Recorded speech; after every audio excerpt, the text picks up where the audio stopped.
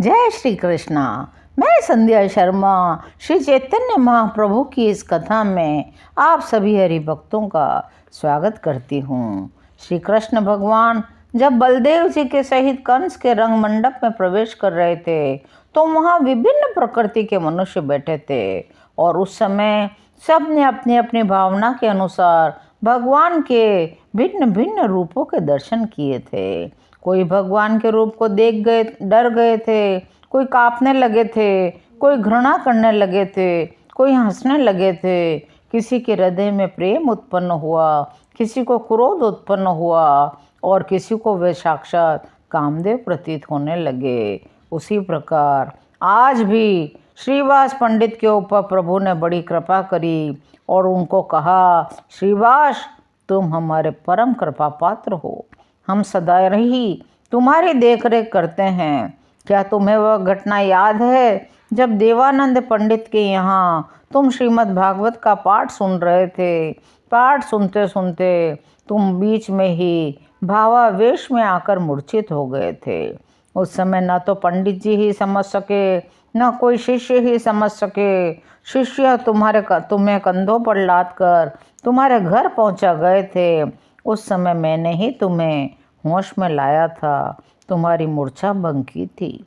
प्रभु के मुख से इस गुप्त घटना को सुनकर श्रीवास पंडित को परम आश्चर्य हुआ। उन्होंने तो यह घटना किसी के सम्मुख प्रकट नहीं की थी। फिर प्रभु ने अद्वैताचार्य जी को कहा, आचार्य एक दिन की बात आपको याद है? आपको श्रीमद् भगवत गीता के एक श्लोक पर शंका हो गई थी। तुम बिना ही भोजन किए सो गए थे। इस पर मैंने ही पाणी पादम तत् की जगह पाणी पादंत यह प्रकट पाठ बताकर तुम्हारी शंका का निवारण किया था। आचार्य प्रभु के चरणों में बार बार प्रणाम करने लगे। अब भक्तों ने प्रभु की संध्या आरती का आयोजन किया। बहुत बड़ी आरती सजाई गई। भक्तों ने शंख, घड़ियाल, झांझ, अन्य भांति भांति के वाद्य बजाने लगे। श्रीवास पंडित की सहायता से वृद्धा माता ने भी अपने कांपते हाथों से प्रभु की आरती की। सभी भक्त उन्मत्त होकर वाद्य बजा रहे थे। जब आरती समाप्त हो गई तो श्रीवास पंडित ने सची माता को घर भेज दिया। अब भक्तों के वरदान की बारी आई। उस समय उनके परम प्रिय भक्त श्रीधर वहाँ नहीं थे। श्रीधर कौन थे तो आपको पहले ही बताया था। वे केला के खोल और दोना बेचते थे, जिनसे प्रभु सदा ही छेड़खानी किया करते थे। घड़ी दो घड़ी तंग करके ही आधे दामों पर इनसे खोल लेते थे और केले की गहर के डंठल के नीचे केले में जो मोटी सी डंडी शेष रह जाती है उसी को बंगाल में खोल कहते हैं और बंगाल में उसकी सब्जी बनती है। प्रभु के भोजन में जब तक श्रीधर के खोल का साग नहीं होता उन्हें कोई पदार्थ स्वादिष्ट नहीं लगते थे। श्रीधर इन्हीं चीज़ों को बेचकर जीवन निर्वाह करते थे, लेकिन प्रभु जब भी जाते उनसे बहुत चिक चिक करते और आधे दामों में ही वे खोल लेते थे। लेकिन श्रीधर पंडित रात्रि में बड़ा जोर जोर से हरि नाम का भजन करता था। लोग कहते थे यह बूढ़ा रात्रि में किसी को सोने नहीं देता। श्रीधर का नगर के दूसरे कोने पर था। उस समय श्रीधर आनंद में पड़े हुए श्री हरि के मधुर नामों का संकीर्तन कर रहे थे। श्री कृष्ण गोविंद हरे मुरारी, हे नाथ नारायण वासुदेवा। श्रीधर के यहाँ जाकर भक्तों ने दरवाजा खटखटाया। वे बोले, कौन है? भक्तों ने कहा, किवाड़ खोलो, पता चल जाएगा कौन है। श्रीधर ने जैसे ही दरवाजा खोला, भक्तों ने कहा, प्रभु ने तुम्हें स्मरण किया है, जल्दी चलो। मिस दीनहीन कंगाल को प्रभु ने स्मरण किया है। श्रीधर तो हमारे प्रेम के बेसुध हो गए, शरीर की सुध बुध न रही। भक्तों ने सोचा और नई आफत आ गई। भक्तों ने श्रीधर को कंधों पर उठा लिया और उसी दशा में प्रभु के पास ले गए। प्रभु जैसे ही अपने कोमल कमरों से उनका स्पर्श करते हैं, श्रीधर चैतन्य हो जाते हैं। श्रीधर को चैतन्य देखकर प्रभु उनसे कहने लगे, श्रीधर तुम हमारे रूप के दर्शन करो, तुम्हारे इतने दिनों की मनोकामना पूरी हुई। श्रीधर ने रोते रोते प्रभु के तेजोमय रूप के दर्शन दिए और फिर प्रभु ने उनसे स्तुति करने की कहा।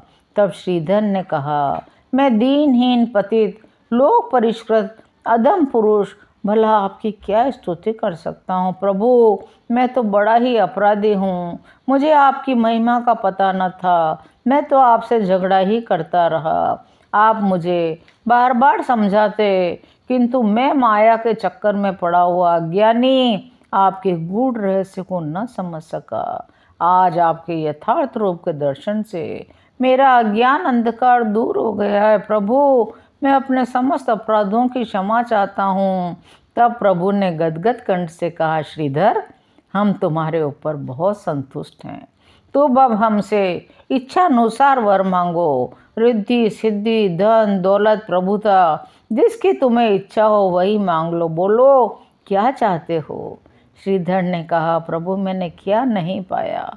संसार तो मेरी उपेक्षा करता है, मुझे कंगाल समझकर लोग मेरी बात की अवहेलना कर देते हैं, लेकिन ऐसे तुच्छ कंगाल को आपने अनुग्रह करके बुलाया, अपने देव दुर्लभ दर्शन कराए। अब मैं रिद्धि सिद्धि को लेकर क्या करूँगा। प्रभु ने आग्रह पूर्वक कहा, नहीं, कुछ तो वरदान मांगो। रिद्धि सिद्धि नहीं तो तुम्हें जो प्रिय हो वही मांगो। तब श्रीधर ने कहा, प्रभु को देना ही चाहते हैं तो यही वरदान दीजिए। जो ब्राह्मण कुमार हमसे सदा खोल खरीदते समय झगड़ा करते रहते थे, वे सदा हमारे हृदय में विराजमान रहे। अब मुरारी गुप्त की बारी आई। प्रभु ने उन्हें संबोधित करते हुए कहा, मुरारी, तुम्हारे भक्त होने में एक अपूर्णता है। तुम शुष्क वाद विवाद करना त्याग दो, अध्यात्म शास्त्रों में भक्ति ग्रंथों को ही प्रधानता दो। तब मुरारी गुप्त ने कहा, मैं वाद विवाद और तर्क वितर्क कहाँ करता हूँ, केवल विद्वानों के समीप कुछ प्रसंग चलता है तो कह देता हूँ। तब प्रभु ने कहा, अद्वैताचार्य के साथ तुम तर्क वितर्क नहीं करते क्या? तुम उनसे अद्वैत वेदांत की बातें नहीं बकारा करते? अद्वैताचार्य ने प्रभु से पूछा, प्रभु, क्या अद्वैत वेदांत की बातें करना बुरा काम है? अरे, बुरा काम कौन बताता है, बहुत अच्छा है, लेकिन जिन्होंने भक्ति पथ का अनुसरण किया है उन्हें इस प्रकार की सिद्धियों से क्या लेना देना। प्रभु की आज्ञा सुनकर मुरारी गुप्त चुप हो गए। तब प्रभु ने कहा, मुरारी, तुम्हें ब्रह्म की सिद्धि के लिए इन प्रक्रियाओं की शरण लेने की क्या आवश्यकता है? तुम्हारे भगवान तो जन्म सिद्ध हैं, तुम तो प्रभु के जन्म जन्मांतरों के भक्त हो। हनुमान के समान तुम्हारा भाव और विग्रह है, तुम साक्षात हनुमान ही हो। अपने रूप का कुछ स्मरण तो करो। मुरारी राम भक्त थे।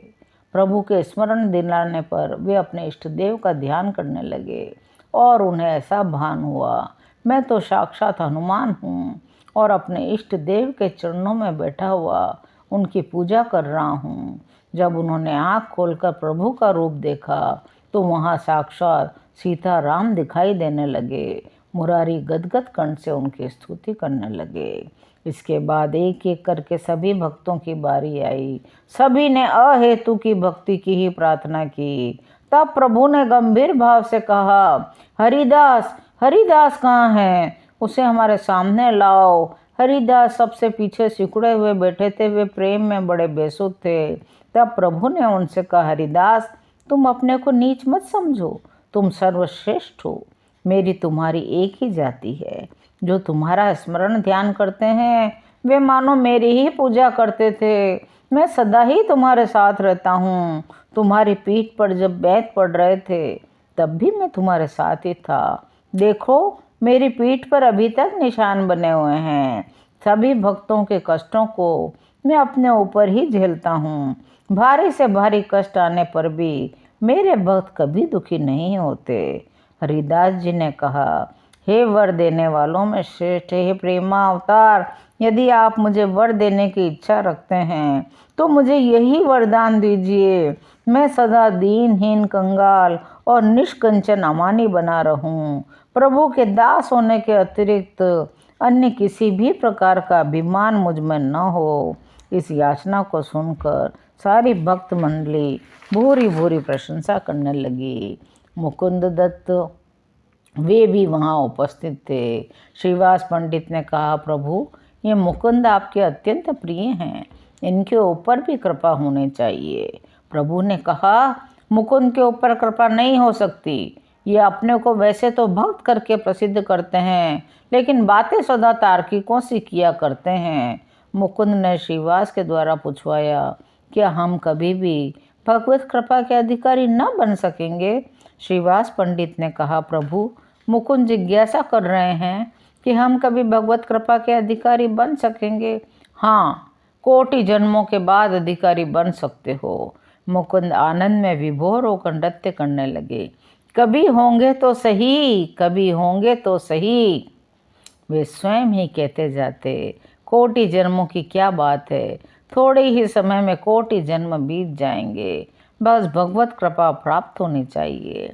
अंत में प्रभु ने इन्हें बड़े प्रेम से अपने गले लगाया और कहा, मुकुंद, तुम्हारी इसी अविचल निष्ठा ने मुझे खरीद लिया।